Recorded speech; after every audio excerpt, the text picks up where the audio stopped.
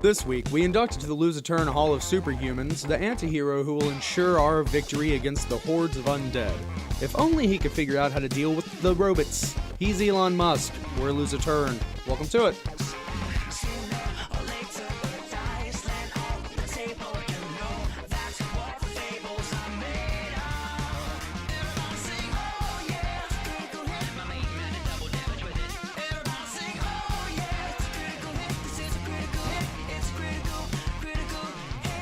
We have a dream, we have an agenda, and I completely forgot our usual introduction thingy. Greetings and salutations. I'm Chuck Mullins. I'm Jack Mullins. And I'm Matt Herring. Well, guys, Elon Musk is at it again. He is batting 100. If you were to visit Google right now and just type in The Boring Company, your top hit is a specific item on sale, the Flamethrower. The Boring Company Flamethrower can be yours pre-ordered at $500. Guaranteed to liven up the party, world's safest flamethrower. I have no idea what the fuck that even means. These are Elon Musk quotes right now. Yeah. A couple of the they are both subtexts. PR on the webpage and tweets he has sent out. Mm-hmm. Yeah. Fire extinguisher sold separately for exorbitant amount of... I know English. For exorbitant amounts of money. Other notes before shipping: aspiring flamethrower aficionados will be sent a term and conditions rhyme for review and acceptance, and it may not be used on Boring Company decorative lacquered hay bales or Boring Company dockside munition warehouses. For an additional $30, you can get the Boring Company fire extinguisher. Buy an overpriced Boring Company fire extinguisher. You can definitely buy one for less elsewhere, but this one comes with a cool sticker, and a button is conveniently right above.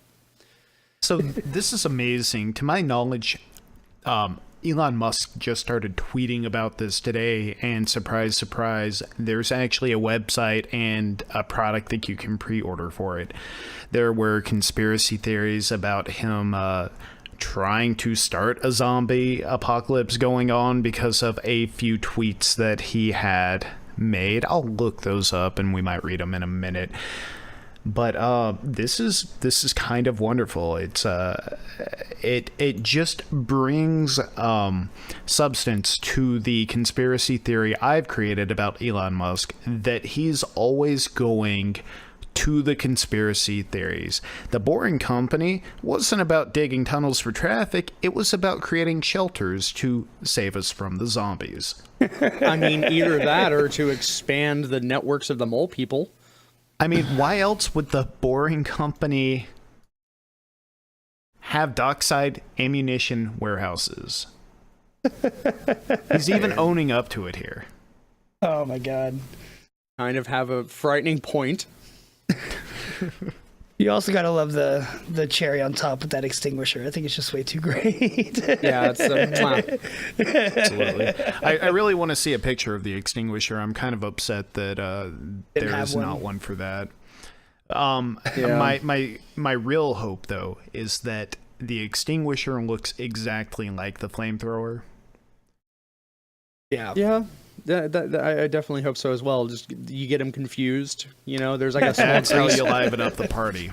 Small grease fire at a Taco Bell, and then you just like try to put it out. Oops, it was a flamethrower. Silly me.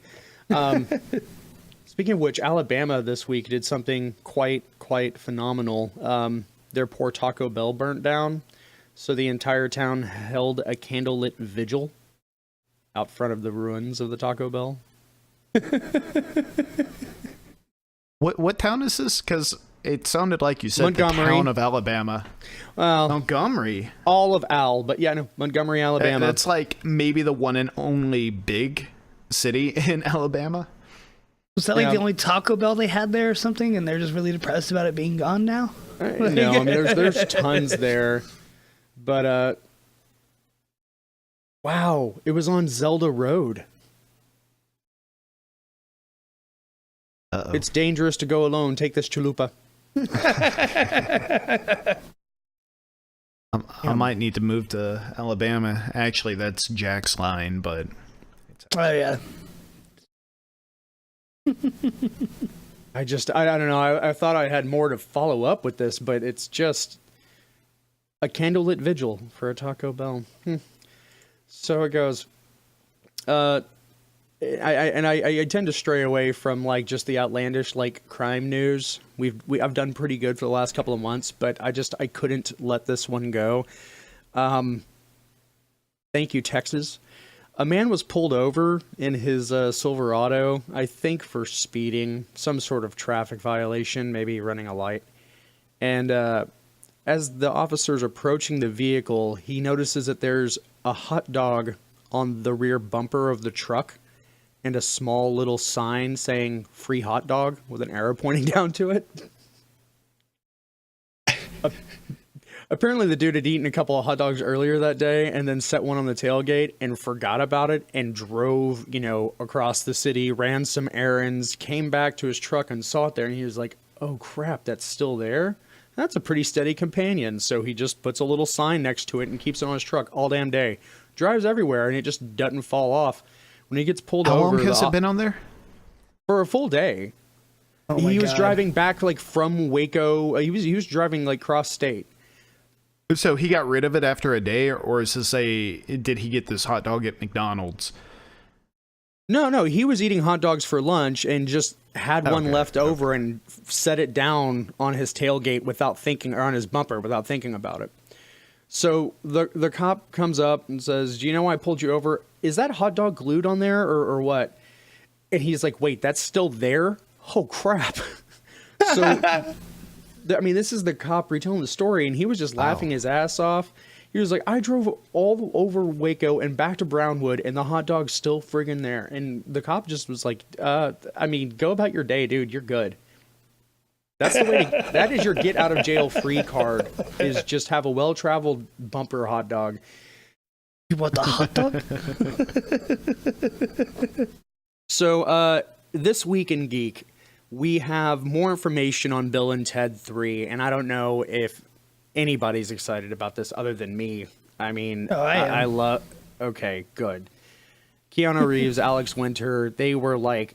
Okay, they weren't my idols growing up, but damn, I loved those movies. And I never could see Keanu Reeves, like, probably up until John Wick, without him always being, Ted Theodore Logan in my mind. But...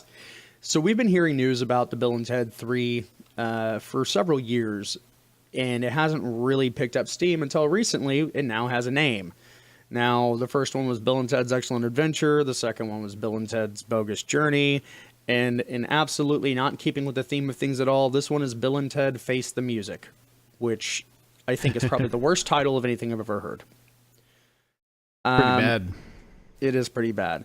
The concept apparently deals with middle-aged Bill and Ted going back in time to that famous scene of them in the Circle K parking lot, which appeared in both 1 and 2. Yeah. And the cool thing about this is that they will be using footage of George Carlin as Rufus. So I'm excited. I'm very pleased that they're intentionally going to be using several bits of footage containing George Carlin. Only thing is that it's still not greenlit, and no one's really biting because they're like, okay, it wasn't well circulated. The only people who are going to give a shit about this are as old as Keanu Reeves and Alex Winter, and no one born since 2000 is going to have a shit about it. So it might be dead in the water. That would suck. I really want that to happen. The George Carlin stuff is actually a little bit surprising. Was it just filmed that way, or are they giant fans of him? Because he was even recently retroactively, they had someone come in and record over his part in, I think, Gravity Falls. Huh. Jack, are you loving this thumbnail material? My cat has decided for the first time all day it wants to rub up all over me. And their tails, she's nuzzling the microphone. I'll have to take care of that in post, but there's your explanation for why this thumbnail is so weird. No, I mean, there were several scenes that were, I believe they were intentionally filmed that way in the first one, knowing that they wanted to kind of perhaps play with it in future iterations, because if memory serves correctly, in Bill and Ted's Bogus Journey, the evil robot us's, I think, go back to that scene, if I'm not mistaken. Maybe I'm tripping. I think you're right. I think I think correct. the Circle K appears again there. If not, then, poor memory. The movie was better in my head. And maybe that is the case. Maybe this movie is just better in my head and they should never actually have it realized. Did you just face the music? Oh, my God. I'm going... Where's the eject button? I know I have a co-host eject button somewhere. Hey, Chuck, now you understand why... oh, my God, why are you on the table? Stop, that's a webcam.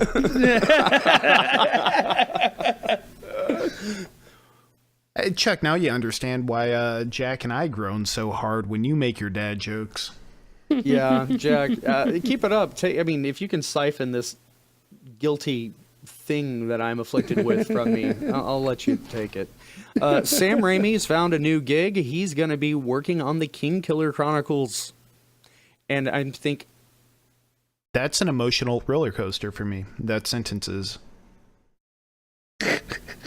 come on, I'm waiting for you to just come in or do you want me to go another sentence in before you just go for it? Steamroll me here? Patrick Rothfuss has written a delightful series. Maybe. We haven't seen the ending yet. It's only been like 8 years. It's one more project to keep us from that ending. Yeah, right. Honestly, I am excited about this TV show. Are they still doing the video game in conjunction with the TV show? Do you know? I do not know. I have not had any updates on the Kingkiller Chronicles game. There's a really wonderful story, and I'm going to have some details wrong, but he posted it on his blog, Patrick Rothfuss did. Basically, he was speaking with a bunch of producers when his contract with Fox expired, or the option with Fox expired, and they hadn't actually produced a movie from his stuff.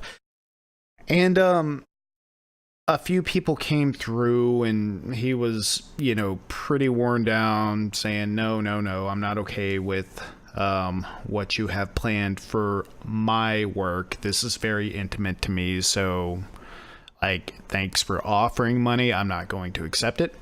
Finally, Lionsgate came in, and Patrick Rothfuss was just kind of like, well, sure, no, whatever. Wasn't really listening. And he finally, off the cuff, said something along the lines of, honestly, my work's too good.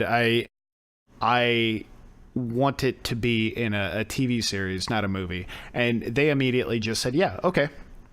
How about both? How about a video game as well?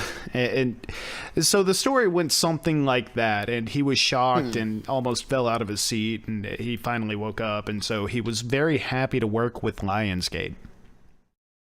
Then they signed on Lin-Manuel from the creator of Hamilton, or one of the creators. And he was very excited because music plays an extremely central role to the entire theme of the Name of the Wind stories, or the Kingkiller Chronicles stories. But then I hear this, Sam Raimi, and I don't know how to feel. So I am a Raimi fan. I grew up loving Evil Dead, Darkman. I honestly like the Tobey Maguire Spider-Man films. I liked Hercules. I liked Xena. As I'm reading into this... Sure, I'm a Raimi fan as well. I'm also a Tarantino fan. That doesn't mean I want to watch Kirk in front of the mirror for 45 minutes. We've been over this. Don't worry, you might have Shatner doing it.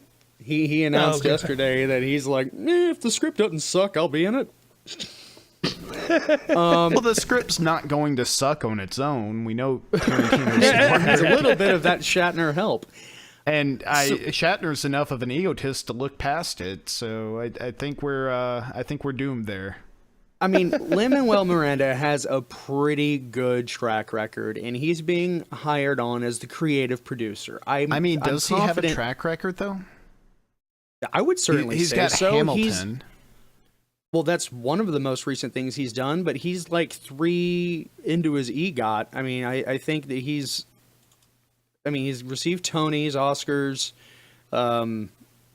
whatever one of the other 2. He's a busy man, and he has done well. I am excited because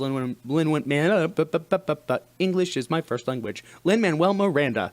I know he's done a lot with stage acting. I'm just not sure how much he has done outside of that. Nothing comes to mind. But okay, I mean regardless, quick trip to our friend MDBB will tell you that he was the composer for Moana. He did the Star Wars Force Awakens music. Okay. He's mostly a musical gentleman, but he's also working in Mary Poppins Returns. He's done some stuff in BoJack Horseman. Right. And so I don't mean to doubt his musical talent by any stretch, but I guess the one saving grace is he is the creative. Is he actually the creative director for Kingkiller Chronicle? Or yes. Okay. So the creative producer and music, and he'll be doing music.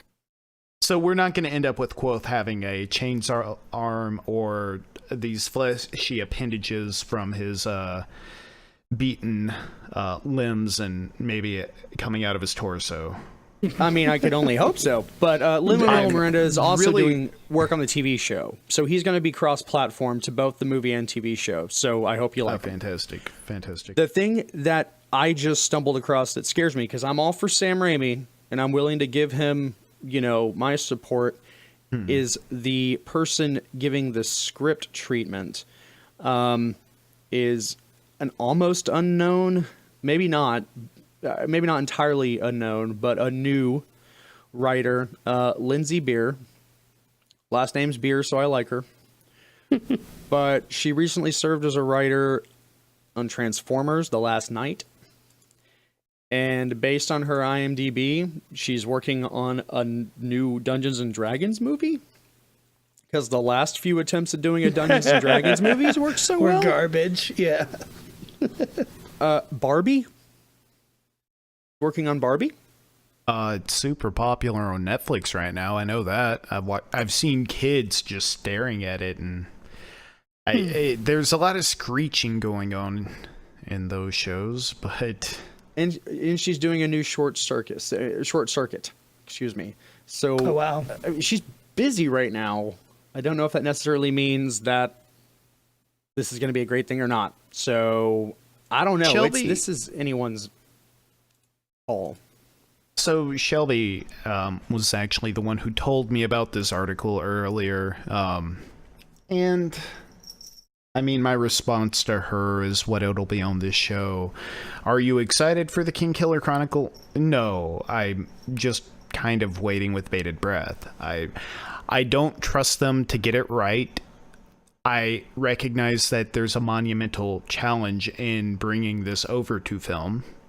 This entire story, but I'll just be pleasantly surprised if it's amazing. I will not get my hopes up though. Yeah, it's a good way to look at it. Go into it. Well, moving forward, interesting enough, Ready Player One, the movie we're all really excited for, its release date has just been moved, and usually when release dates are moved, they're moved back due to some sort of hinky thing happening in production. In this case, it's been moved up a day from March 30th to March 29th. The interesting thing is that would be taking advantage of Easter weekend.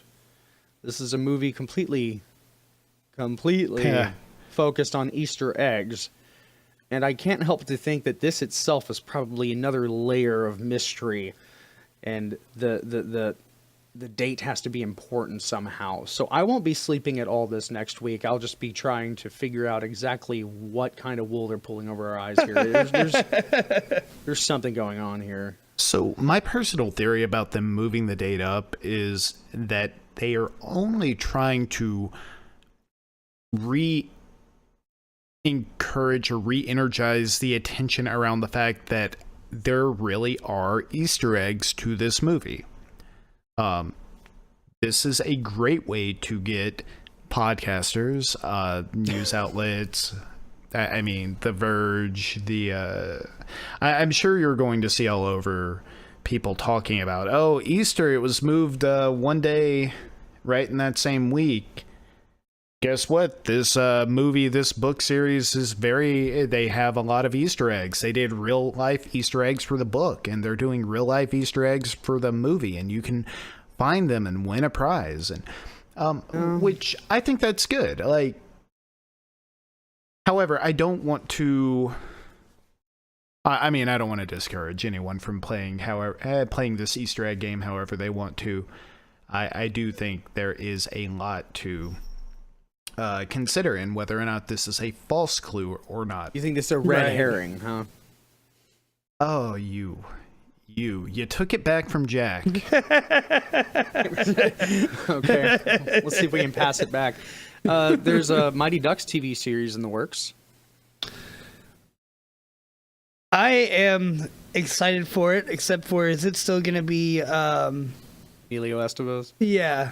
No, there's actually no confirmation on if any of the original actors will be returning, but I assume there's got to be like a couple of them that make an appearance at the very least. Yeah. If there is not a Bombay cameo, I'm done. Done. I need them in every single episode, at least for just slamming Maybe down just a a hidden paper or something. Picture? I'm not going to be okay with a hidden picture. I need him yelling. Oh, okay. Well, I mean, we can just have his brother come in and... Is that his brother? Am I completely wrong? Charlie Sheen, Emilio Estevez, they're related somehow, right? Yeah, they're brothers. Okay. Then, yeah, we'll just... They're good at yelling. I'm excited for it. I'd give it a shot. What I'm not excited for is Steven Spielberg announcing that he plans on working on Indiana Jones 5 next year. Mr. Spielberg, a longtime fan of our show, I hope you heed my advice here. Do not do that. Don't. Stop. Bad. It's a bad Spielberg. Do something better.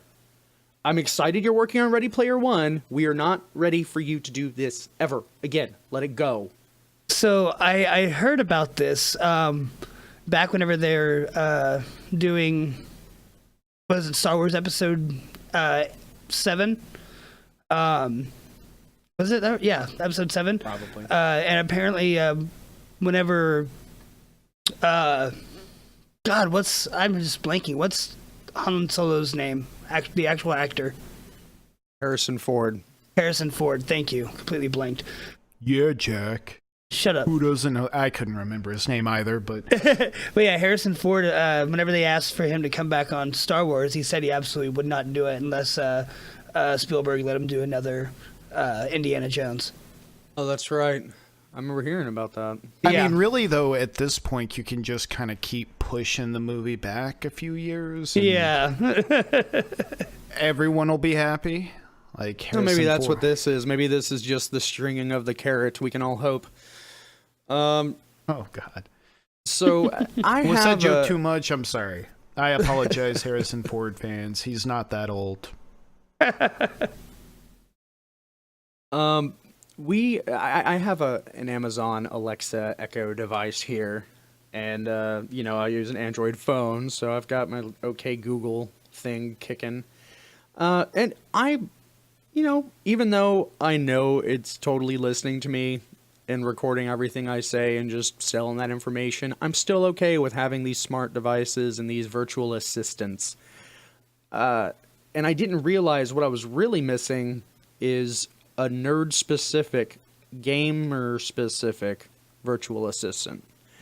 But fortunately, our friends at Ubisoft have decided to inform us it's exactly what we are missing. And they are now testing exclusively in the Canadian market. I don't know why. But in Canada only at this time, for iOS and Apple, you can download Ubisoft Sam. I swear. Microsoft Sam, Ubisoft Sam. I don't know what they were thinking, but whatever. They did it. Which is a game-specific virtual assistant. who will let you know when your friends are online, let you know, oh, hey, we have a new game coming out.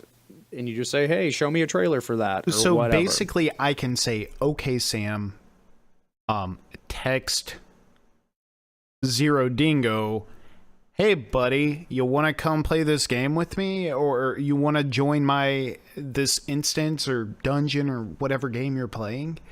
Yeah. Or you could say, hey, hey, Sam, call SWAT on Cocksucker 402. And she'll swat them for you. Actually, there could be a lot of merit to this. There are a lot of games that they have just absolutely horrid or crap quest tracking systems, or they overload you with quests, and maybe the map interface isn't that great. And if this system will do overlays on the map and kind of try to give you a path for the quickest way to do your quests because of what areas you might need to go to for each quest, I'd be really down for that. I'd pay money for it if it was ubiquitous. So, well, all jokes aside, I mean, it does seem kind of like a very niched thing. There is something that I feel is way too ambitious to honestly be real, but Ubisoft claims that part of Sam's functionality is to analyze your behavior in game and provide advice, tips based off how you're handling yourself, and even like, hey, why don't you check out this video? This could help you with this problem you're facing here, without you being like, what the fuck do I do? So, like a game tutor. I'm imagining all the times that I've sat there with my girlfriend Shelby and said, oh, babe, you I see you're struggling. I'm not trying to tell you what to do, but if you just do that, it'll. And oh, then babe, I get I yelled see you at. are struggling. I am not trying to tell you what to do, but check out this walkthrough link. I mean, seriously though, who wants to be nagged all the time? I know. And You're like doing to it where you wrong. have to exit the game Oh. to turn off the nagging. Noob. They missed an opportunity. They should have named it Navi. Oh, that's kind of perfect too, especially if it does that map overlay. Yeah. You know, for the longest time when I was playing Zelda Ocarina of Time when I was like 8 or 9 years old, I saw Navi at the top and didn't realize it meant to press up C. I just thought it stood for navigation and that I was going in the right direction or something like that. Nice. That's funny. Nice, you idiot. On to some robot science-y news stuff. We've talked a lot about our first robot citizen, Sophia, and this week she was on the cover of the UK's Stylist magazine, in which they did an expose on her in the issue, and even a photo shoot of her wearing several different fashion clothing thingies. I don't know how to. This is not my forte, but they had robots.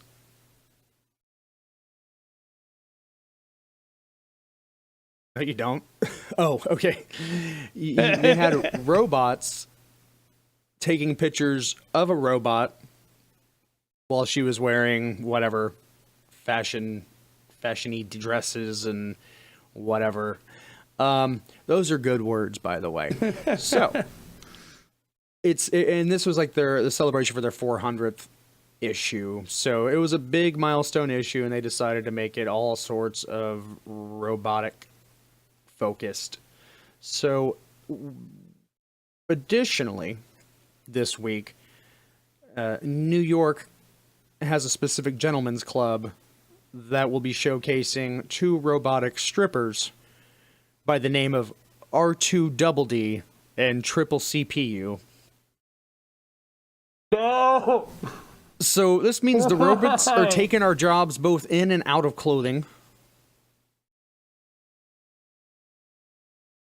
No, Triple CPU. It feels like they missed opportunity, but I don't really want to give it much more thought.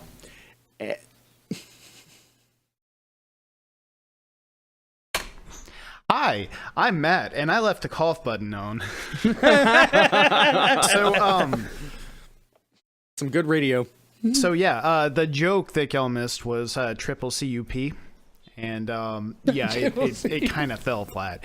Anyhow, aside from the fact that this is incredibly sexist and, like, by definition, and demonstrably objectifying women, how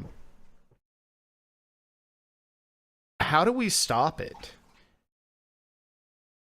Well, I mean, we can make it even by going ahead and making a man sex bot, which is, of course, what's happening right now.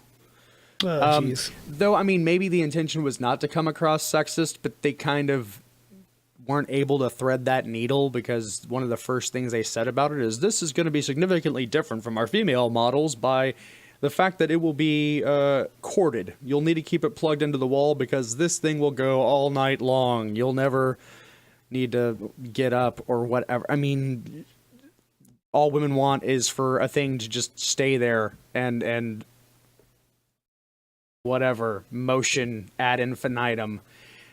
Didn't really go over so well. Oh my god. I don't know. I mean, if only we had a hero that was more concerned with the real threat than the fake zombie threat. I'm poking fun at Elon Musk because I know it keeps him up at night that we will all one day be completely overrun with the robots, as Chuck would say. Do you think that's what the flamethrower can just be used for that as well? I mean, well, yeah, to take off the soft, squishy, rubberized skin and just have molten robot punches in your face? What are you fucking saying, Mullins? I mean, you've seen the Terminator, right? This is exactly what we're talking about. That just, you kind of need to throw them into a. I don't think a kiln would be enough. Maybe we got to go for the full on. Find a metal furnace. Words I can't remember what it's called, and just throw them in a vat of lava. Find man-made lava and have those on hand everywhere. Okay, yeah, that works. We'll just update our infrastructure to where we have. That's true. The flamethrower is just going to make them look scary. That's true. Okay, so then we need the Boring Company molten lava gun. Okay, get on that, Elon. The people have spoken. They're already working on robots now that will help you work on other robots, like to perform maintenance and whatever. So they've created a robot maintenance bot thing. So I think this is the first steps of the self-replicating robot, right? I would have to say so. I mean, I just think it's weird that it's a robot. I mean, how are you defining robot? I'm sorry. Go ahead, Jack. No, it's just a robot to help assist humans to rebuild robots. That's what's weird. Why they? Well, I mean, it's in its infantile stages. So right now, it's like, I will hand you a hammer. I will hold this for you. And it's the beginning of the technology, but it's got you. Mm-hmm. I don't know, guys. So, I mean, I guess it does depend on how you define robot, because a robot is, they're already self-replicating. You've got assembly lines building them, and as an assembly line would be, by definition, a robot. That's true. Yeah, I mean, okay, well, fair enough. And you've got robots all around collecting the materials and refining the materials to make the robots in the first place. You've got computers running automated scripts that are loading the software. And okay, we're not going to go into the software versus hardware thing here. On a hardware level, this is a multi-purposed robot. So instead of I put this screw in this hole ad infinitum, it's there to react to a human's needs or requests to assist in working on a robot. So that's what I mean. Let's not get into that weird meta conversation about that crap. Robots are taking over. We're all going to die. There's no good news except for this, that Yuji Naka, the creator of Sonic the Hedgehog, just got a new job, and he is working with Square Enix, which means that we are like 99% certain to get characters with even more spiky hair. And this makes me so happy that I could shit really fast. But instead, I suggest we play Stranger Than Fiction, Sonic Edition. Sonic Edition, Stranger Than Fiction. Are you ready, gentlemen? Hurry up, Chuck. Gotta go fast. Sonic's middle name is The. Matt, true or false? False. It's true, you're an idiot. Jack. Okay, I'm not going to It's not. speed run through this. But yes, Sonic's middle name is The. Jack, before settling on Sonic the Hedgehog as their mascot for the Genesis/Mega Drive, Sega was beginning to move forward with a mascot named Feel the Rabbit. True. Point for Jack. For the record, Feel the I knew that rabbit. one. Oh, damn. Always giving Well, him the Matt- easy ones. Sonic's original name was Mr. Needlemouse. False. Could you be any worse at this? I know. I'm terrible. We've established this over the past 20 episodes. What do you want from me? Jack. In 1993's Sonic CD, if you remain idle for too long, there's an idle animation. Sonic will shout, "I'm out of here," and then throw himself off of the ledge, killing himself. Which is accompanied by really dramatic, creepy music. True. Damn it. Yeah, that really is a thing. That's so absurd. And then the game restarts By the way, after Chuck, that. I'm going to need my points back. His middle name is Maurice. That's exactly what I thought it was. It is not The. Sonic Maurice Hedgehog.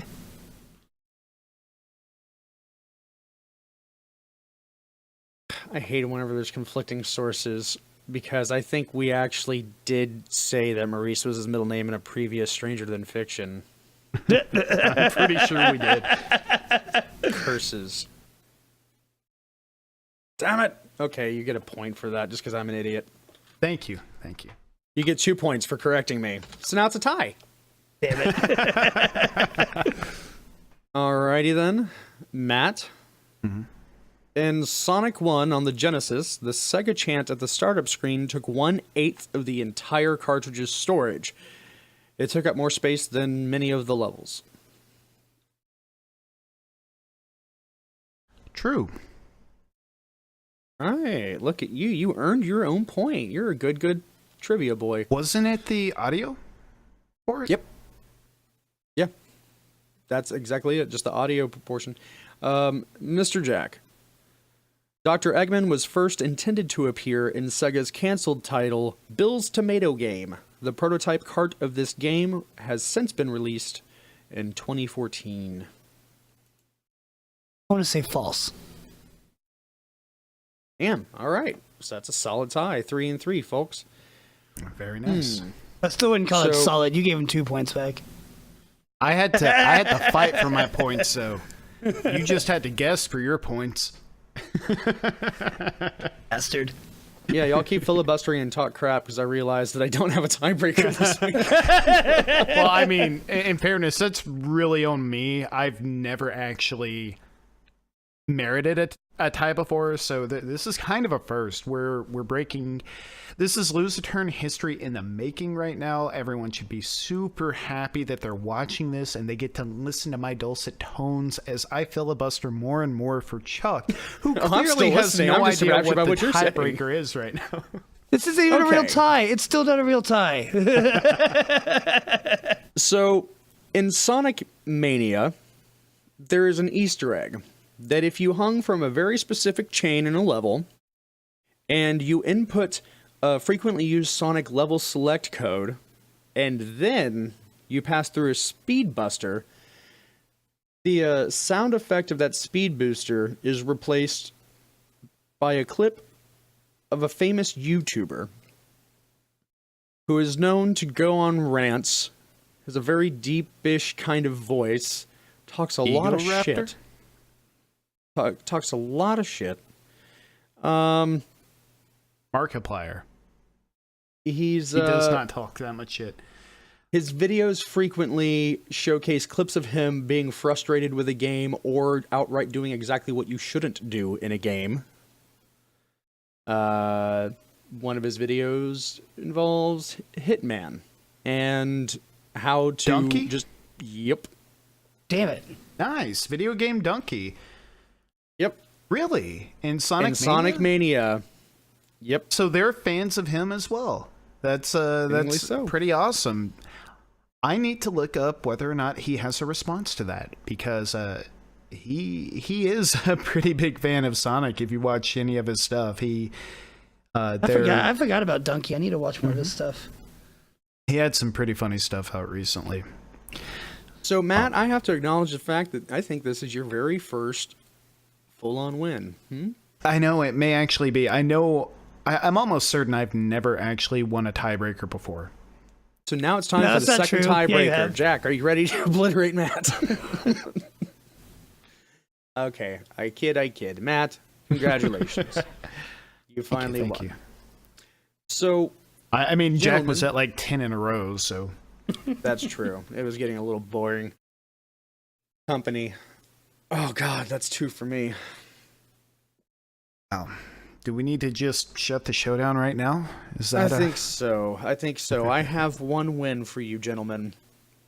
And for anyone who likes playing tabletop games or even just like painting the miniatures or any other game in which you would want a custom gaming piece, there's a little website by the name of heroforge.com.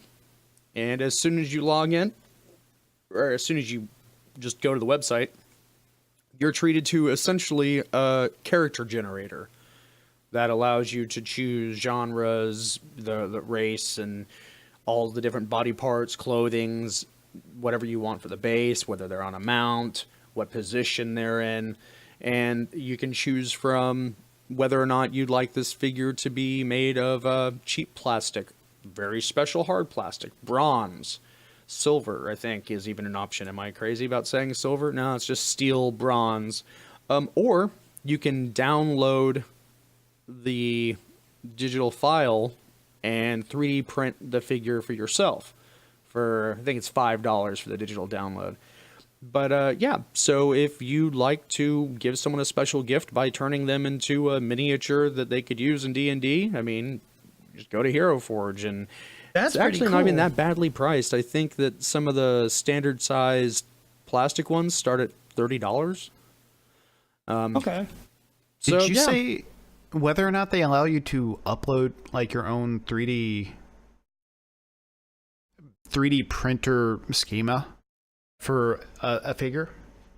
I don't believe so, but that's really worth looking into. I don't see an option here on this new, maybe. Yeah, no, I don't see an option on the site for uploading, but they do let you just, print off the schema or download the schema, for $5. They got to make a little bit of money here, Oh wow, okay. So, Awesome. That's really cool.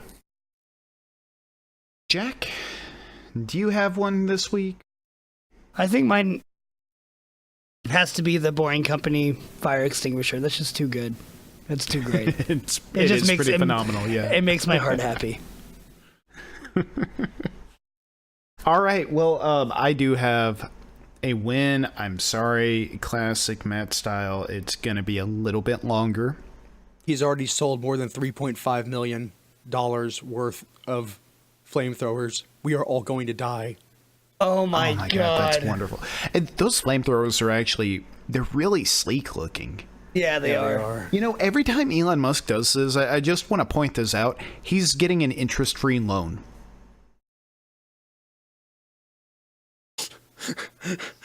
I'm sorry, I didn't mean to interrupt you, but there's this picture of him cracking up maniacally with one in his hand, and the tweet says, "Don't do this. Also, I want to be clear that a flamethrower is a super terrible idea. Definitely don't buy one, unless you like fun."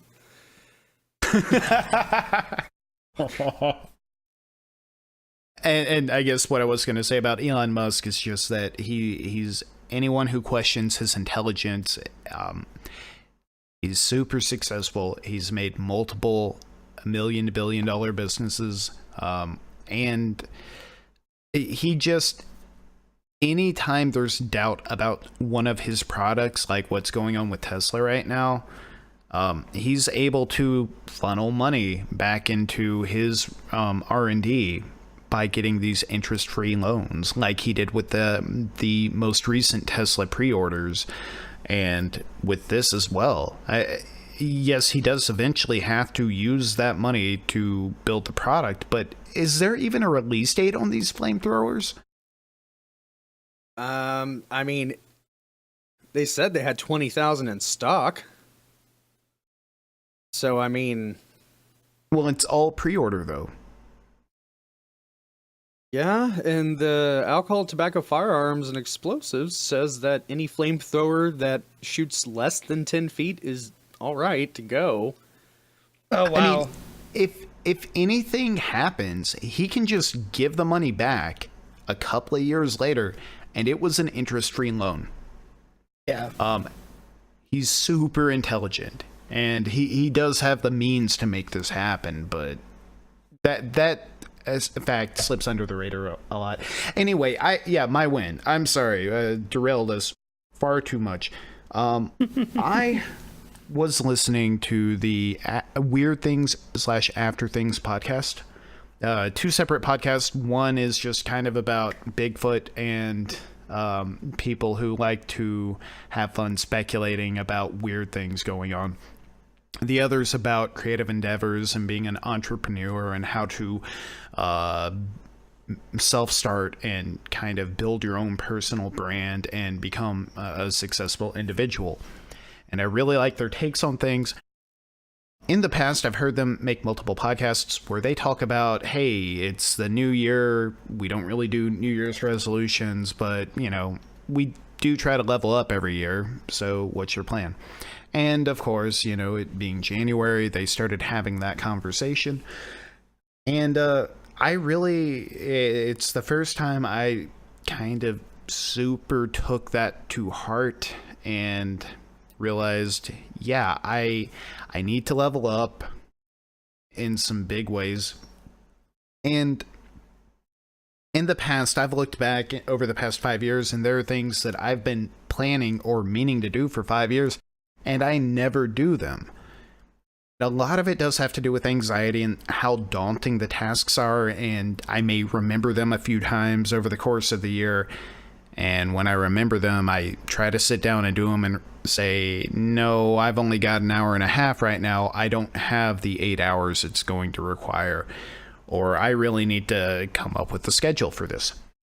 So in my effort to level up, I married a system from the Dilbert creator Scott Adams, which is systems instead of goals, and from Justin Robert Young, called micro goals, which is exactly what it sounds like.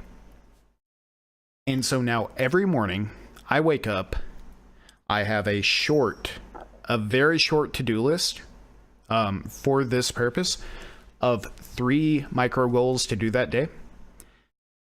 And all I have to do is do those 3 goals and I'll feel good about it. And guess what?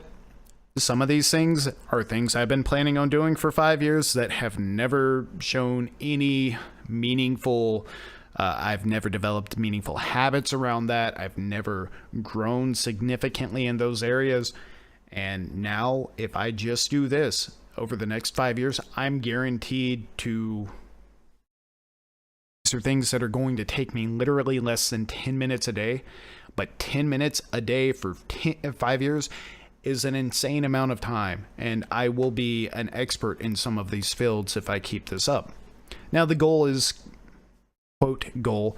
Eventually, I will change this up and start adapting it so that I get better as things become more manageable. But really, it's all about building the habits and showing some sort of trajectory in areas that I will feel proud of. So my micro goals are sub the word like in my sentences once a day, work out, and research a bit about coding. Sub the word like, I started that one out far too ambitious. And for this system that I'm doing to work, you cannot be ambitious, because if it's something you haven't done for 5 years, if you're ambitious about it, you're going to fall off. If you haven't done it over the past 5 years and you've been thinking about it for 5 years, you're just not going to do it if you're overly ambitious about it. So at first it was just sub the word like in general. Now it's once a day. And since I changed it, I have been more mindful of it. I have been more successful with it. Working out, when I say that, I don't mean go to the gym for 30 minutes. That's too ambitious. What I mean is literally 1 squat and 1 sit-up a day. If I feel like doing more, I can. No big. But if I do it every day, I'm going to feel happy about that. And I'm going to be showing more consistency, growth, better habits than I've done over the past 5 years. Learn a bit about coding. Yeah, I studied coding in school. However, right now I'm forcing myself to think up a new thing to learn that I've had a question about that I've never looked up every single day. So I'm liking it. It's been 5 days and I can easily see myself continuing this for a year. The last part that is key: every morning, delete that list, write it again. It can be the same list, it can be a different list. Do not be overly ambitious, but write it again. You have to be mindful of this. I mean, that honestly sounds like the hardest part of this whole deal Yeah, is I know. forcing yourself to delete and rewrite, even if it's the same 3 things. But Yeah. that's the hardest part of all of it. You won't remember to delete and rewrite it if you don't do that every morning. You won't remember the prevalence of the list if you don't do that every morning. And honestly, I started out wanting to do it every night before bed, and I think that is the right mindset. However, it's just ended up that every morning I'm doing it instead of every night before bed. And I think having that shared mentality, that duality of planning on doing it before bed, forces me to remember the next day, oh crap, I forgot to do that. But it's on my phone and it's a short little to-do list. I'm going to take 10 seconds and do that right now. Yeah. There have been entire days I've been thinking about working out for the past month because half my clothes don't fit anymore. And there are still days that I keep forgetting to actually do it. Haven't forgotten once. And I'm always doing more than 1 squat, 1 push-up, but I am never required to do more. And I will be happy with myself if I do at least 1 every day. I recommend people try this. There's this psychological hack going on in my head right now, and I'm feeling really good about it, and I think it is powerful. That's awesome. I can attest to the success that can come from micro goals, though I didn't identify them as such. You know, whenever I was trying to quit smoking, and the last time I tried quitting smoking, I know it's a disgusting habit, and granted, I'm not doing a stellar job with it right now, but the only method that really helped me was me saying in my head, don't smoke this next cigarette. Just do one more thing before you have one. And with that kind of like, just this one I don't need. Yeah. I'll be able to smoke later. I did it with the energy drinks recently. I was drinking about 3 branded energy drinks per day. It's quite a costly habit and not a healthy one. And I just said, I don't need this one right now. I'll just have a glass of tea instead. And by applying that, you know, I went from drinking 3 up to sometimes 4 per day to the only time I ever have one now is if I'm like traveling across the state. I don't buy them. I don't drink them. I don't need them. And it used to be the very first thing. I wouldn't drink water. The moment I wake up, rush and grab a cold energy drink, chug it all the way down, have one on the way to work, and then at work have another. Those micro goals seem to help immensely. And right, we're flirting with the Scott Adams idea of systems right now, which he always says systems, not goals, because you're only going to succeed at a goal once, and you're going to be failing until you succeed at that goal. Whereas with the system, every day you make a new list, or something like that. And you have to do everything on that list, but they're all easy items. You have no excuse for not doing it. Again, don't be overambitious. With a system, you're constantly having success and you're reinforcing good behaviors. So, exactly like Chuck was talking about, instead of, oh, I had a cigarette, I failed at quitting today. Instead, he said, you don't need this next cigarette. Instead, he was successful at what he set out to do. And it does help you develop the right habits and build to becoming mindful about something that you have not succeeded at in the past. Yeah, I particularly love your idea of replacing your filler word, replacing like at least once a day. If you start doing that, it's going to creep in your crawl. And on days that it's not on that list, you'll probably be subconscious of it and catch yourself. And it's just that little bit of introduction of that into your daily crawl that it can really change everything. So I love it, man. That's I'm awesome. all for it. Yeah. Me yeah, too. I can't wait to listen to this episode and see how many times I did say the word like, because generally you don't hear it because in post-production I edit it out so often, but it was probably close to 100 times per episode prior to this episode, and I think I'm under 10. Hopefully. But I'll find out if I'm I was right. actually kind of wondering whether I was listening for it myself since we kind of talked about you working on that. I know I did it at least 5 times. Oh yeah, I mean, we aren't going for perfection. It's a system, not goals. Exactly. Well, thank you for that. I really love that, and I'm honestly, I would have adopted already if it weren't for me being such a lazy shit. So I'm right maybe there with tomorrow. you. Download, everybody right now, download a notepad or sticky pad widget onto your phone to make this easy. Do that, and then add that widget somewhere on your desktop, and that's your micro goal. You know what? Your micro goal right now is just download the app. Have it available to you. Can I do it tomorrow? Got it. Nope. You're failing at Just your kidding. micro goal. I'm just kidding. Well, Matt, thank you for that. And actually, I promise I'll write down 3 things tonight. I'm not promising this to you. I don't give a shit what you think about me. Fantastic. But I do give a shit what everyone else thinks about us. So if you all have any questions or suggestions, feel free to hit us up. All of our social media contacts is available through our website, loserturn.com. You can hang out on our Reddit page, r/loserturn. Till then, I mean, I've been Chuck Mullins. I'm Jack Mullins. And I'm Matt Herring. Thank you guys so much. I had a lot of fun. See, stay tuned for the next episode of Mattcast.